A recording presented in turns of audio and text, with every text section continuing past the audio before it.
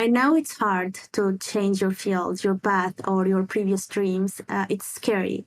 But please be sure that embracing change is not only perfectly fine, but also a source of personal growth. Your journey is dynamic, and it's okay to have multiple passions, switch field, and pursue new dreams.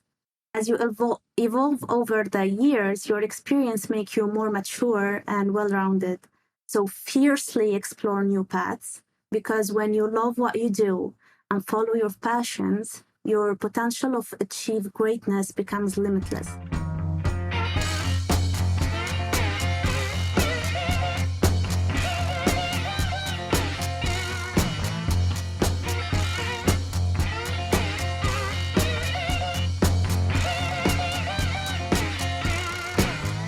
Our featured speaker today has a PhD in molecular biology and biochemistry and has brought her expertise in genetics, immunology, biochemistry, protein. I'm going to say that wrong. Proteomic. Thank you.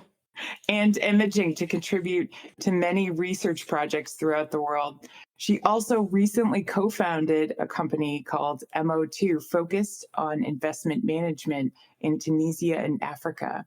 Marwa, it's a great pleasure to have you as our featured guest today. Thank you so much for being willing to share your journey with us. Thank you so much for having me. It's a pleasure to be here.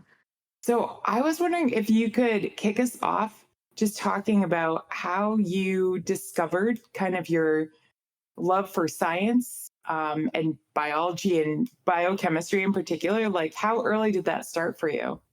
Okay, so as a young child, I faced a challenging experience when my mother was diagnosed with cancer when I was only 7 years old. And tragically, she passed away when I was 13. This experience left a profound impact on me and sparked a deep desire to make a difference in the field of healthcare. So I was determined to contribute to the fight against diseases, which initially led me to aspire to be a medical doctor. My journey towards a career in medicine took a significant turn as I learned that researchers played a crucial role in drug discovery and making groundbreaking contribution to medical science. So I guess from a young age, I started to be so passionate about science. I remember actually in high school, whenever like our teacher brings like a science exam, for me, it was like so exciting. It's like getting like a Christmas gift or something. So I was very, very passionate about science from a young age. Then I decided to pursue a PhD in molecular biology and immunology. I was driven by the hope of finding solutions to combat illnesses and prevent other families from enduring the same pain that mine did. So during the final year of my PhD, I met a founder of a startup. I was doing a part of my PhD at Cambridge University, UK. And I've met a founder of an IT startup, and he proposed that I start working with them and introducing life science to the startup. And I liked that idea. I've never thought about entrepreneurship at that point. I only thought about doing research, finish my PhD, do a postdoc, and then work as a researcher in a big pharma company. But I did I embarked on the pivotal experience by joining this startup. This experience exposed me to the entrepreneurial world and allowed me to translate my scientific knowledge into tangible projects and AI-based platforms for drug repurposing and discovery. Witnessing the real-world impact I could create in such a short time was immensely gratifying. It marked the beginning of shift toward entrepreneurship for me. My passion for entrepreneurship grew even stronger during the MIT bootcamp. This program completely changed my life. It gave me the knowledge and, more importantly, the confidence to start my own venture and pursue new, much bigger dreams. Thank you so much for sharing that. I think it's very interesting, the world of at least for me, the world of engineering and the world of entrepreneurship have some lessons that are very similar, like work hard, focus on things that are innovative and interesting, but also things that are quite different in that in entrepreneurship, you try and think about things in a way that allows you to rapidly prototype and test and develop and pivot and change things quite a lot. In engineering, you have sort of more of a I want to have a very, very deep understanding before I start to take too many steps forward. Do you find there's similar things in regards to the difference between the scientific world and the entrepreneurship world? Actually, in the scientific world, it takes a long, long, long, long time to make an impact or to come up with something. Even if you find like a molecule that can be effective for like a certain disease or something, it takes at least 10 years to put it on the market or to actually make an impact with it, at least. But with the entrepreneurial world and with the AI now and being able to use like scientific articles, like peer-reviewed that are there for like years and valorize that data into something that you can make an impact with right now. So that's actually what I liked, because for me as a researcher, we do a lot of research. And we never in the universities, they only like talk to you about research and publishing articles. So our let's say biggest dream is to publish in like a good journal, and that's it. Like once you publish, okay, I achieved that. Next, I'm gonna do some like another research or go to another research lab to do something new. So we don't know how actually to use what we found, because for us it's like very complex. But if you actually mix that with entrepreneurship, you can come up with something impactful and big, and it can be made quickly. So when I was a scientist, I've never thought about like, okay, this research that I'm doing now, it's gonna make a great impact in the future, because it was in a very far future, and I never thought about that. So I only thought about, okay, this research is going to be published in a good journal, and that was like the biggest dream.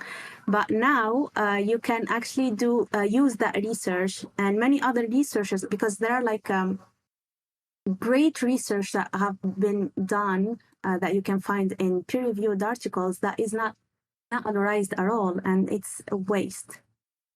So there should be like a bridge between both. And I believe like this way, researchers can make a bigger impact if they actually valorize their data or their research. I really like how you explained the connection as you see it in your mind too, about, how the entrepreneurial mindset, if you will, sort of like helped you think about research. And having so much experience, from the look of it, in different research projects at universities throughout the world, I was honestly just curious if there was like, a favorite memory of a project or study that stood out for you. Is there a particular area? And also, if you want to tell me as a layperson what proteomics is, I'd be grateful for that too. Okay, so for me, the best project that I've worked on are the projects related to my field, like genetics, because we're working on 2 different startups right now that are related to genetics.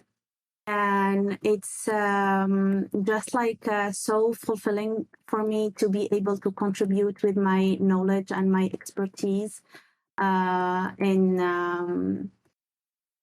this particular startup. Especially, we have like one startup's working on precision medicine,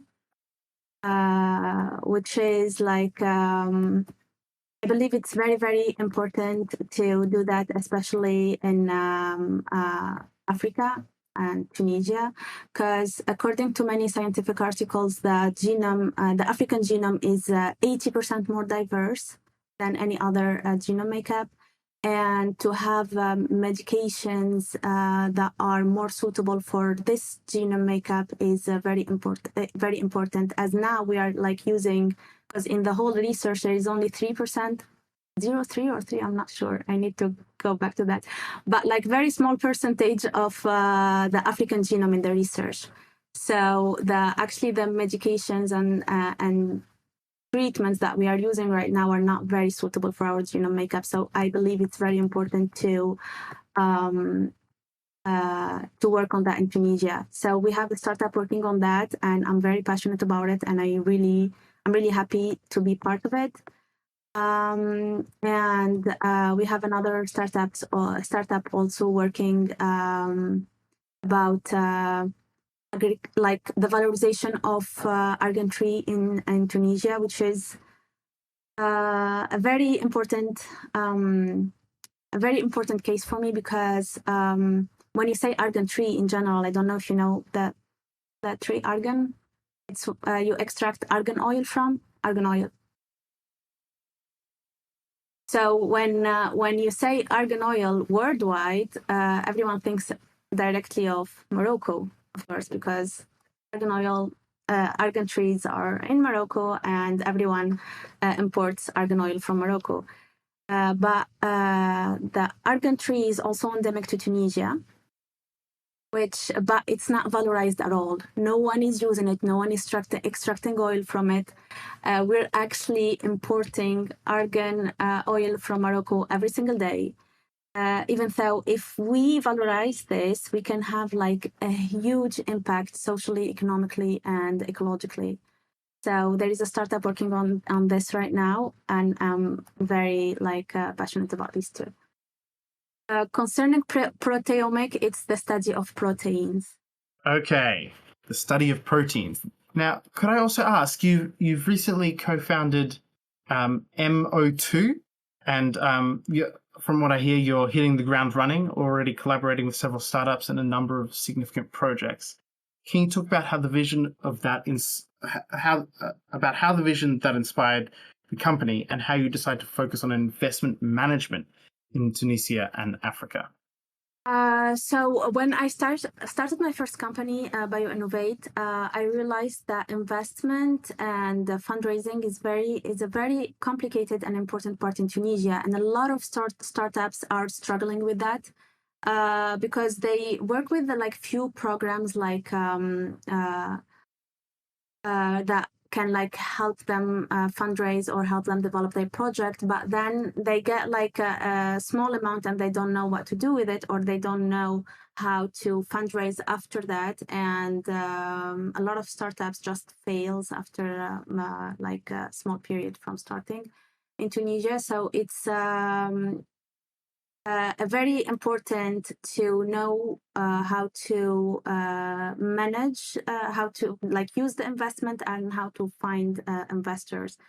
That's why I started this company, because actually I learned something very important from the MIT bootcamp, that you should see problems as business opportunities all the time. And I saw this problem as a business opportunity. I didn't see a lot of companies doing this in Tunisia, so I decided to start, especially that I have a lot of startups and a lot of people with amazing projects in need of this particular solution.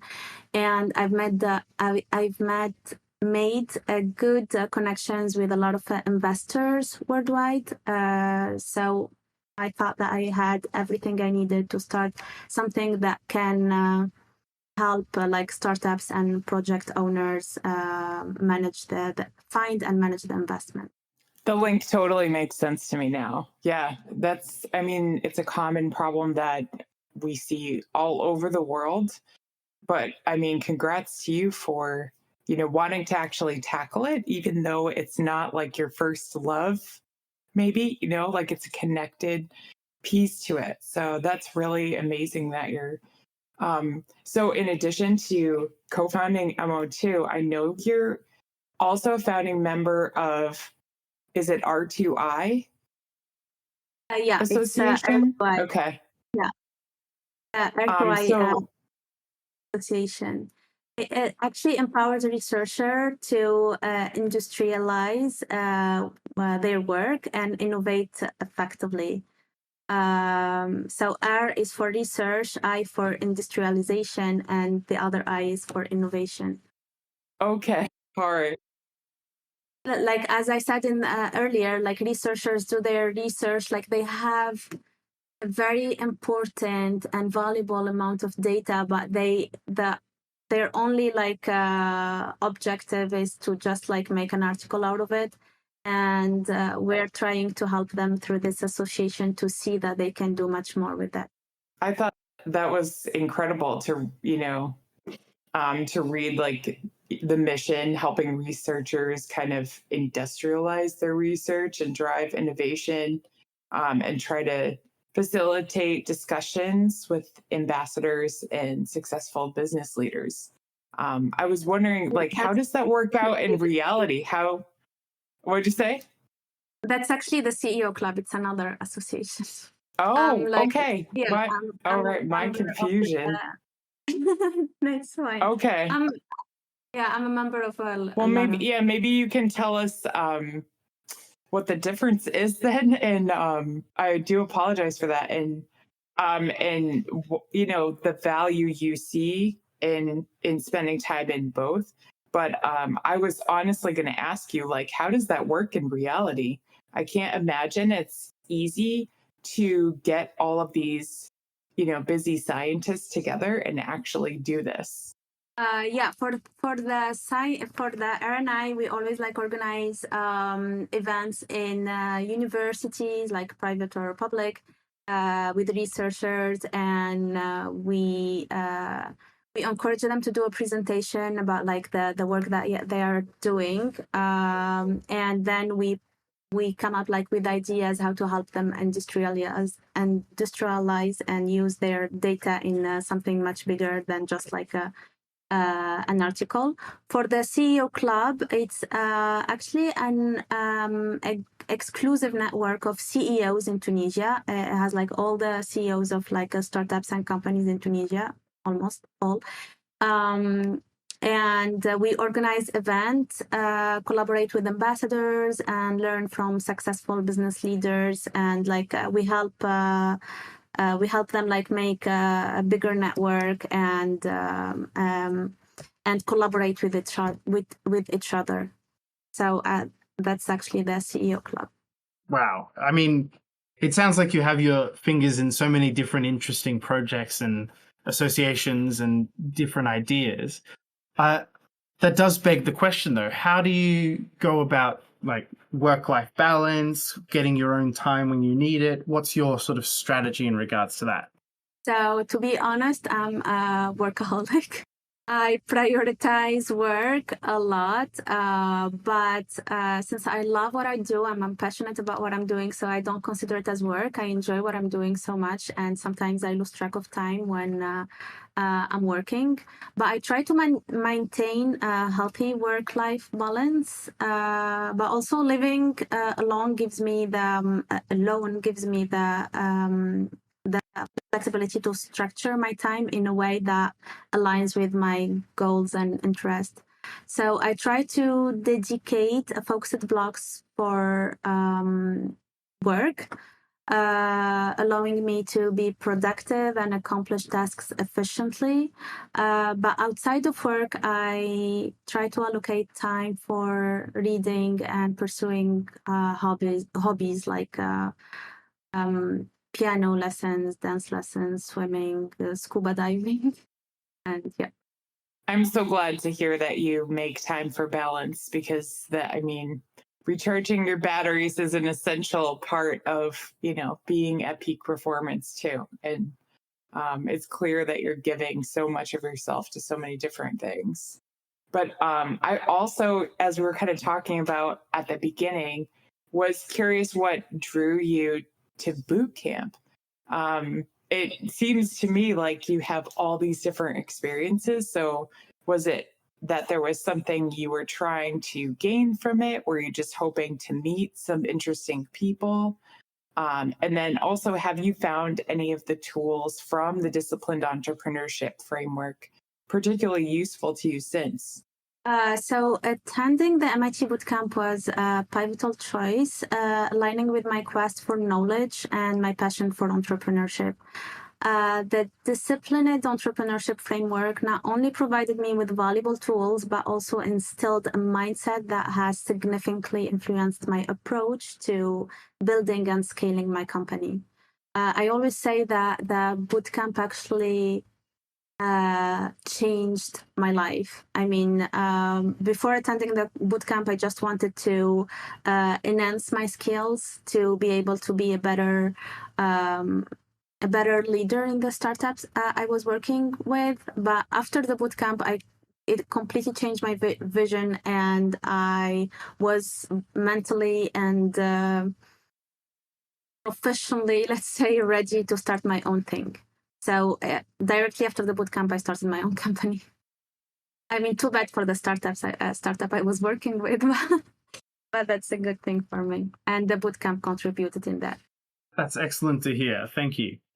I find as you like the entrepreneurial journey, you go from sort of a view where you're very excited about it and you're very interested in it, and but maybe you don't have the skills that you need, and maybe don't know the people that sort of have the skills that you need. How do you go about finding sort of people when you're talking to people who maybe have an interesting offer or an interesting proposal with you? How do you tell if this is a group or a team that you want to work with versus when you find that you have to say no for other reasons? You mean like the people I work with, like as my team, or the people I collaborate with, like startups?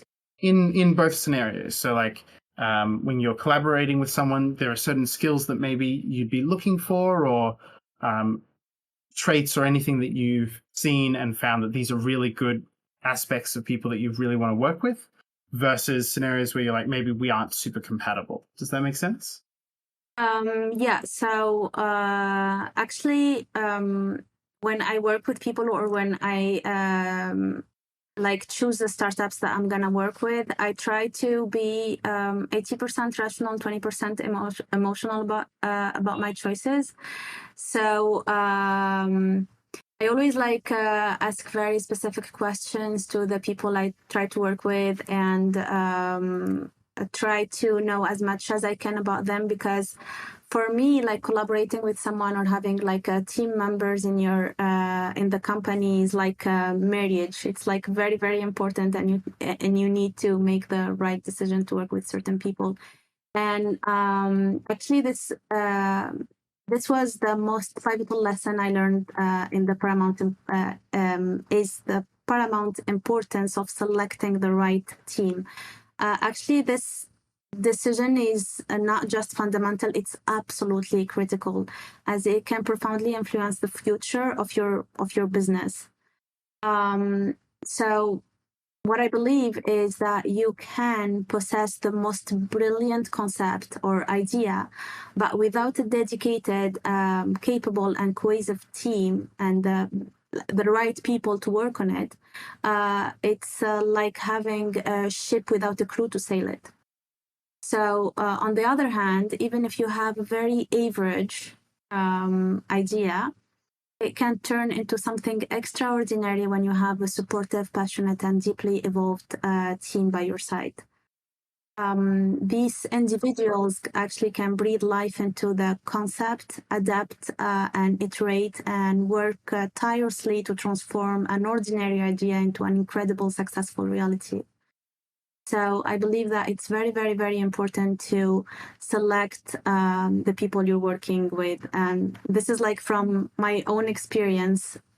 You can fail if you don't take this if you take this lightly, because choosing the team might be the most important thing in starting a business. Very well articulated, and I appreciate the analogies too. I mean, that sort of how we came up with Founders Voyage. That, because you're right, the team that you're driving the boat with is very important. The crew, I should say. I was a little bit laughing to myself when you said you try to be 80% rational and 20% emotional. When you have that mastered, how you do that, can you let me know? Because I'm working on that. Trying to separate those two things can be really tricky when you're working on something that you're Yeah. passionate about. Yeah, I mean, especially when choosing team members, a lot of like my colleagues, they tell me that I'm too rational sometimes because they always like, I see like a lot of people, I don't know if it's the same abroad, but here in Tunisia, a lot of people want to work with family, and I don't think that's a good idea. One Interesting. time, like one time we were working on a project related to aquaculture, and my brother actually has master in aquaculture, and they were like, "Why don't you include your brother in this?" And I'm like, "I don't think he's a good candidate for this." They were like, Yeah. "He's your brother, you know? So he's my brother, but I don't think he's a good candidate for this." So I kept looking, and I found the perfect person for that project, and he was not my brother. And they found that very, very weird. But I try to be rational because choosing the right team is very, very important. And making a startup successful is not only for me, for the people who's gonna work on it. So it's not only depending on me or my happiness or my impact, it also depends on theirs. So I try to be rational about that, about my choices. Hello, all. I hope you're enjoying this episode. I want to ask you, our listeners, if you could give us a review in your podcasting platform of choice. We don't have sponsors and we don't run ads, but we are looking to grow. So if you feel we bring value to your listening experience, please drop us a review when you get a chance. Thanks so much. And I do find it really, I appreciate you sharing that. I do find it really interesting that you have other people encouraging you to include your family.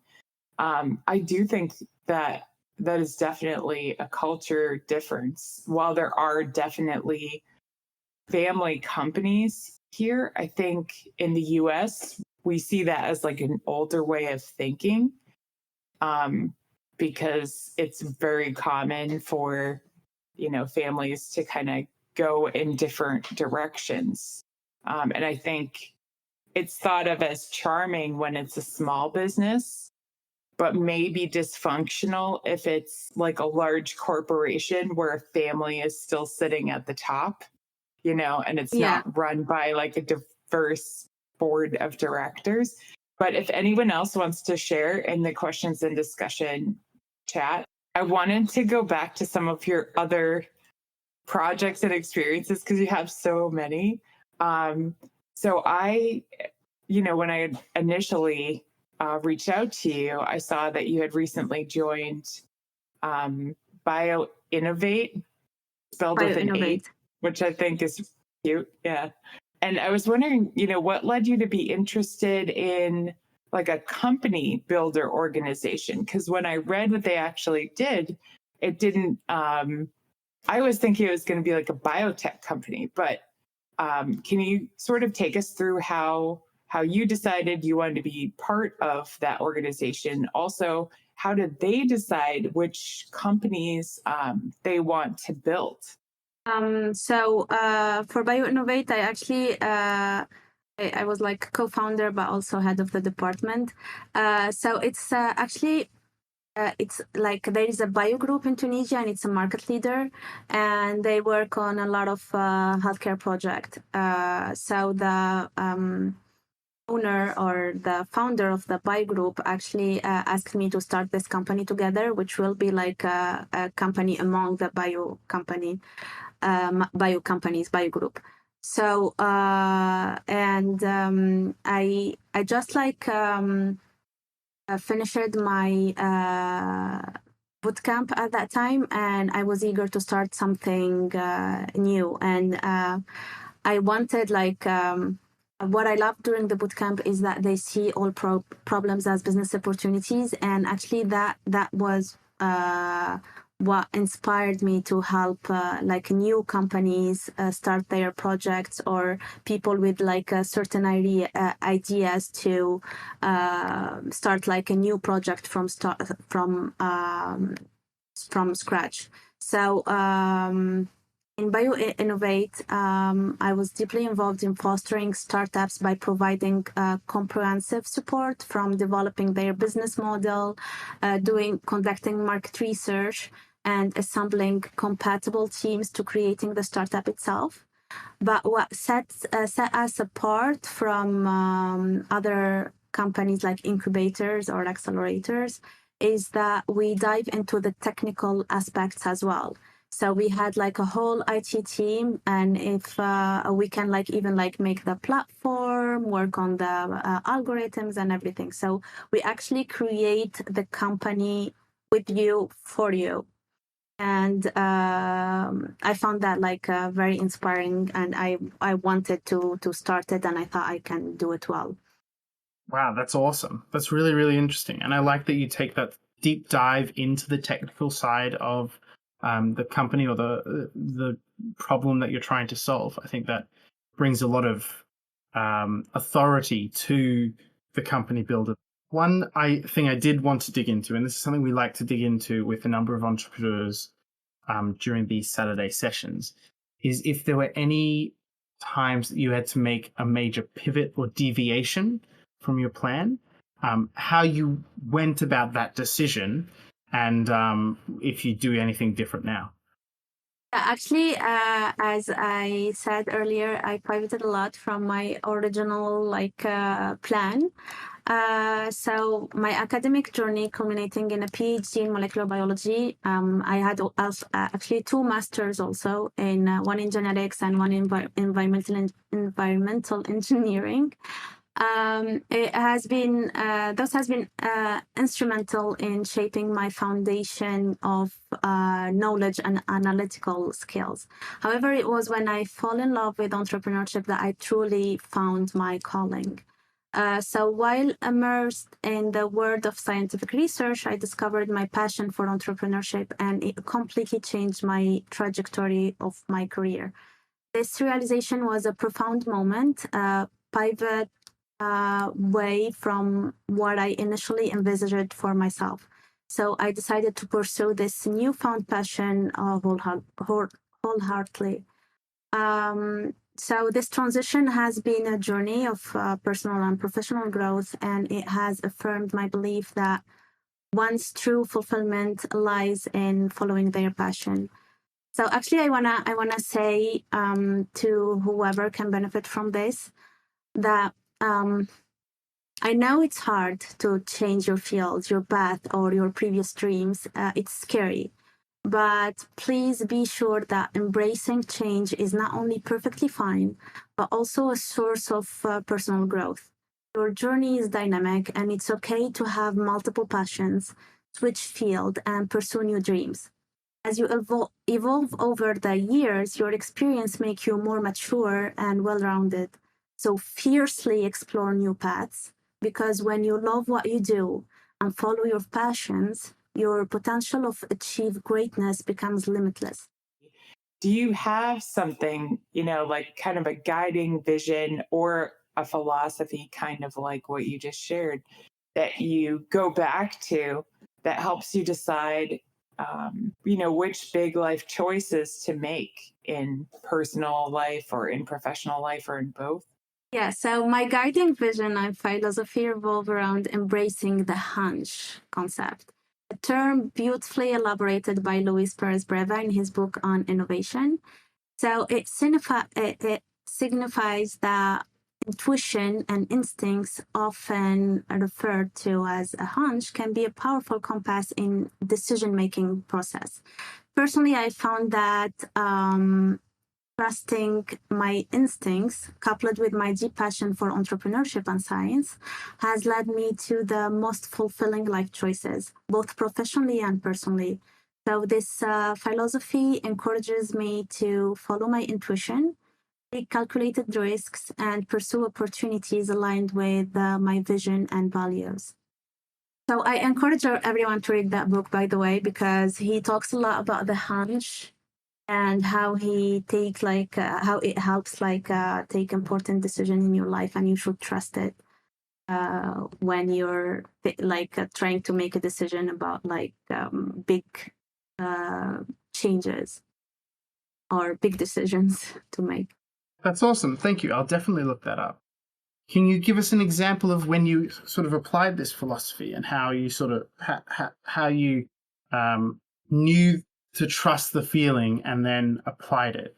So actually, after finishing my PhD, I got the opportunity. I actually did an interview with Edinburgh University for a postdoc. So it was between like coming back to Tunisia, starting something from scratch, or continuing my path and my dreams that I drew for myself from a long time ago, from when I was in high school, I guess. So it's either between going to Edinburgh University and do the postdoc, or shift or pivot completely to entrepreneurship. And that's when I applied this. So I trusted my hunch, and now here I am doing what I'm doing, and I don't regret it at all, actually. So I'm very, very happy that I trusted my hunch in choosing this path. That's such an encouraging story too, especially going back to what you're saying about, balancing the rational and emotional sides of you. I'm a little bit selfishly curious about that for you too. Have there been some times I feel like the emotional side of me gets in the way sometimes?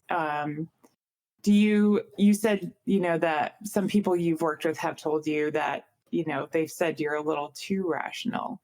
Have there been any decisions where you look back and you're like, I feel like I've learned since then to balance this better?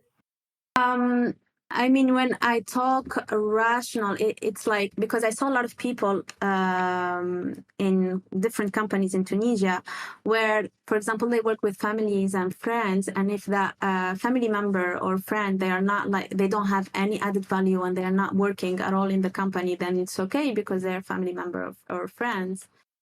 For me, I won't tolerate that. That's why I work actually with friends right now, but I know their added value and I know that they can add something to the company and they can contribute. But I don't work with other friends that I love them so much as friends, but I don't want them to be in the company because I know that they won't have added value, same as family. So when I say rational, I mean that I think of the company and the people working in the company before thinking about me and what I think of that person. Absolutely. That makes a lot of sense. I think there can definitely be people in your life that, you love dearly and who bring a lot of value to you as a person, but maybe aren't appropriate for the business you're trying to build or would have different visions to what you're looking for. So I totally understand that point. Now, I think we've talked a lot about your past and what you've done to lead up to where you are now, and we've talked a bit about where you are at the moment. I'd like to hear a little bit more about the future for you. What do you see, say, 5 or 10, whatever time period you prefer, years from now being what you want to be doing and what problems you want to be solving? So I envision scaling my current company to a higher level, expanding its reach and impact across Tunisia and Africa. I aim to further develop our investment management services, nurturing startups and impactful projects. Additionally, I plan to deepen my involvement in supporting researchers through the R2I Association, fostering innovation and industrialization of their research. Also, engaging with the CEO Club will continue to be a priority, aiming to organize impactful events and initiatives that bring together business leaders for collective growth and development. And is there any, passion project, problem that you haven't had an opportunity to solve that's in your mind that you want to work on in the future? Because clearly you're a person that's really good at thinking about, all sides to the equation.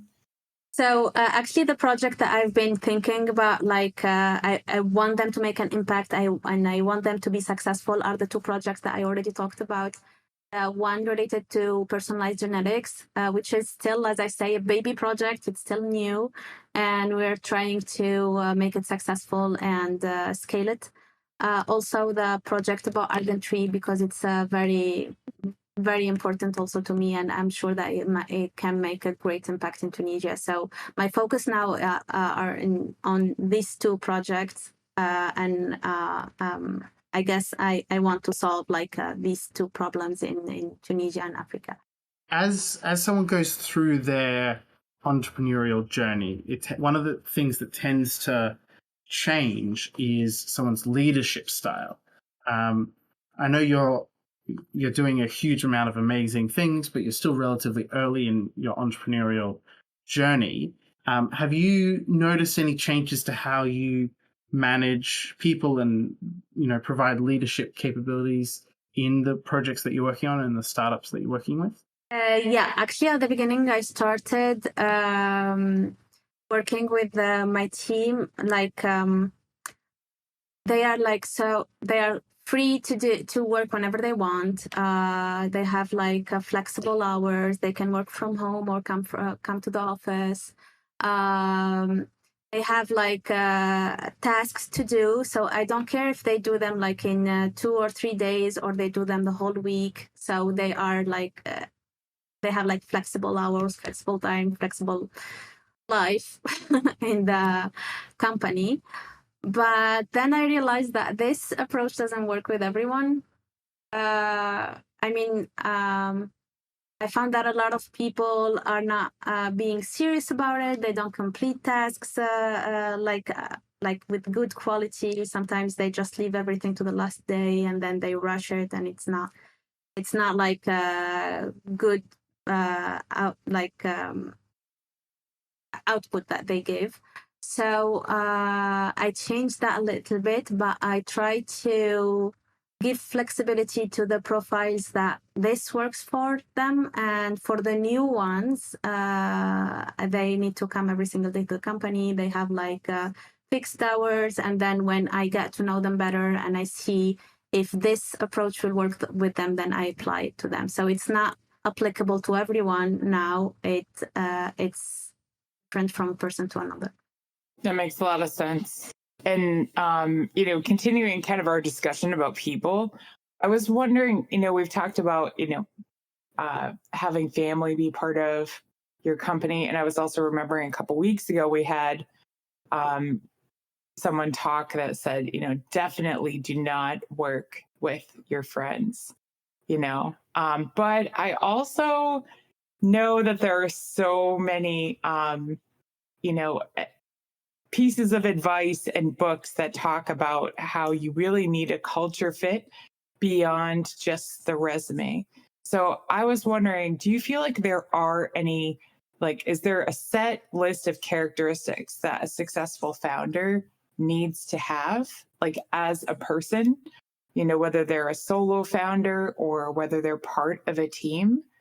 Or do you think it's more subjective? And I know we're getting philosophical here, so there's no right or wrong answer. I'm honestly just curious.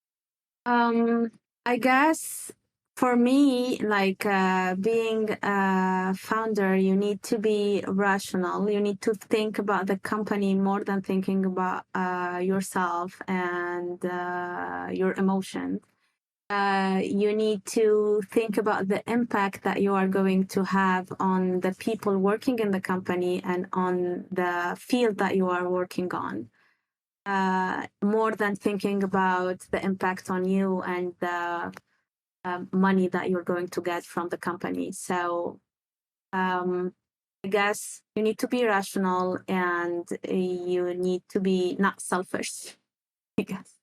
Those are the most important characteristics, I would say. Absolutely. Thank you very much.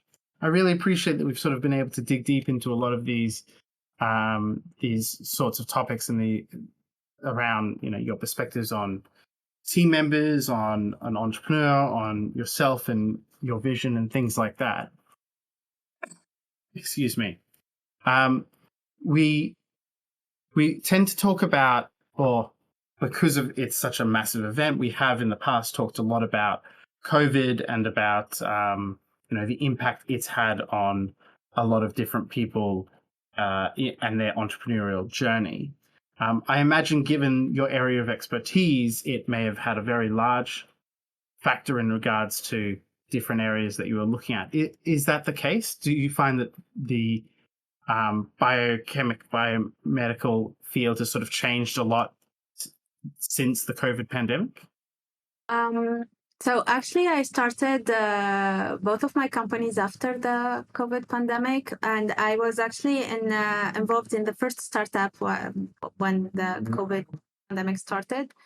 And since it was like an IT company, and then I introduced the healthcare net, and we focused on the COVID at that period. So it actually was beneficial for us because we focused on COVID and we participated in a program in Japan, and we were selected the top 10 out of 2,700 companies. And we were on the news, and we got like a big prize and everything. So actually, I would say the COVID was beneficial for us in that way. And it was an IT company, so we worked from home, all of us, at that time. So it did not impact our work negatively. And I started my 2 other companies after the COVID, so it did not have any impact on us. That's kind of an amazing story in a way, because and I really appreciate that you were able to keep your work going, because I mean it's definitely crucial. I really like your mission of making sure that the African genome shows up in more studies, and this is not like something I've asked people really commonly, but like if they're, as someone that was like part of a research study for Novavax, I don't know how they find participants for studies sometimes, but if you or another team is looking for participants on the African continent, that might be something that some of our network is actually interested in participating in. So just throwing that out there, because I definitely feel like that's really important. And actually, our conversation has made me think of another boot camp alumni that, if you don't know her already, she does sex-specific research. So I think you might find her, interesting to talk to as well. But thank you for sharing so much of yourself today, like personally and professionally. Just kind of wrapping up our discussion, I was wondering what words of wisdom you might want to leave us with. So it doesn't have to be anything, crazy. This could just be a favorite quote, advice someone else gave you, or just a lesson that you've taken away from your journey so far. I guess the 2 most important things that I can share are the first one, don't be afraid to change, to pivot, or to change your dreams, or to follow a new passion. The second thing is be very, very, very careful when choosing your team members, because it can either make your business very successful or it can completely destroy it. So be very careful with who you choose. Consider it like marriage, exactly. And also, when starting a company, the beginning is always very, very hard. But it's exactly like, I would say it's exactly like the gym. When you start a gym, the first few days are hard. But then if you keep working and keep giving it the attention it needs, then you'll see like good results at the end. So don't give up with the first problem or failure you find. Just keep working hard, choose the right team members to encourage you to keep going, and never be afraid of failure, and always take risks, calculated ones. That's the rational side, the calculated risks, definitely. Yeah. Absolutely agree with that. Thank you so much for coming on today, and thank you so much for all of your shorts and feelings that you've shared with us and taught us about today. For anyone who wants to, say, ask any questions or follow up with you on something, do you have a preferred way for people to connect with you? LinkedIn. I am always responsive on LinkedIn. Excellent. I think Nancy might have already, I could be wrong, but might have already put your LinkedIn on the questions and discussion channel, but we'll link that afterwards. We had a lot of people joining today, so obviously thank you so much everyone who joined us for this discussion today. We really appreciate people who come in and bring their perspective and listen to the discussions. Nancy and I and the whole team behind Founders Voyage feel fortunate to be a part of this community with all of you, and for this opportunity to bring this cooperative learning experience to everyone every week. If you have any nominations or anyone you'd particularly like to hear from, feel that they would bring value and they could get value from the community, we'd love to hear them. Marwa, if you have anyone else you think it would be amazing to hear from for one of these discussions, we'd love to hear and bring them on if we can. But aside from that, thank you once again for coming on and talking with us. And obviously to everyone, have an amazing day. Thank you so much. Have a great day. Thank you. Thank you again. Thank you so much. Have a great day ahead, all.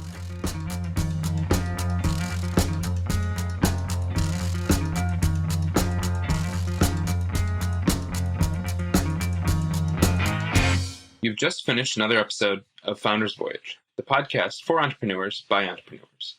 The team at Founders Voyage wants to thank you from the bottom of our hearts. We hope you enjoyed your time with us, and if so, please share this with someone else who might enjoy this podcast. You can also support us by leaving a review on Apple Podcasts and Spotify, and by donating to our Patreon. Outro music today is Something for Nothing by Reverend Peyton's Big Damn Band.